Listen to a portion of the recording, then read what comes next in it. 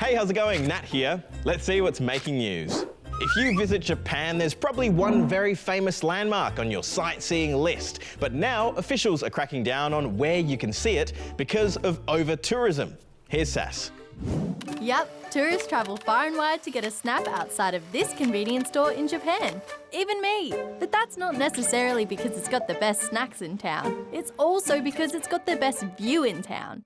This is Mt Fuji. It's actually an active volcano and the tallest mountain in Japan. But so many people trying to get that perfect shot of it for their holiday snaps has made things pretty chaotic and overcrowded here in Fujikawaguchiko, with people parking illegally, littering, and just getting in the way.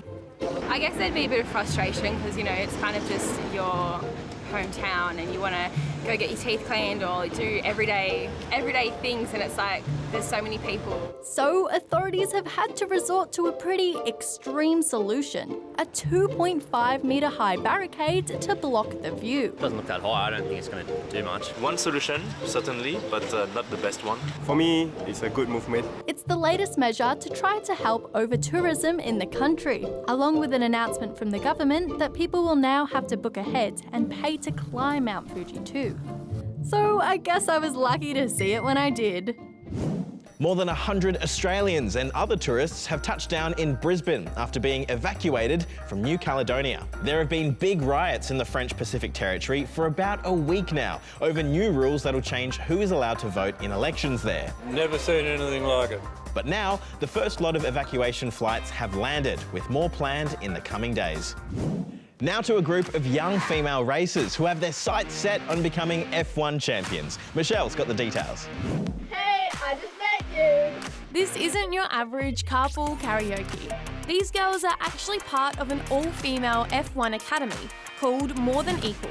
My ambition, the top one, is to be an F1 world champion, but it is also to be a role model. The number one aim is Formula 1, of course. I really hope that there's going to be more women in the motorsports world.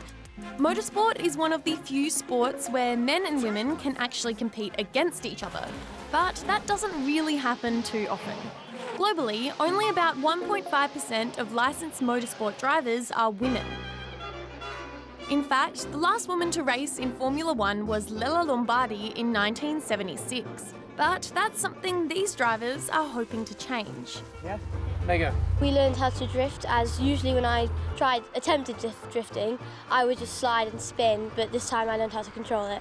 And who knows?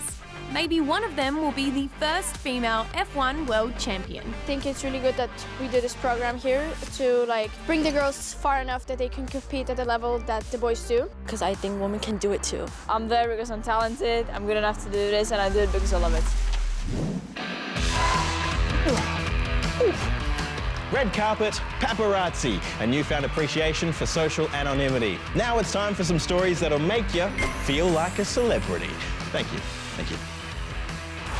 First up, to the Aussie teenager who recently walked the red carpet in Sydney, alongside big-name actors like Chris Hemsworth for the new Mad Max movie. Spencer comes from Devonport in Tasmania and originally auditioned to be an extra in the film.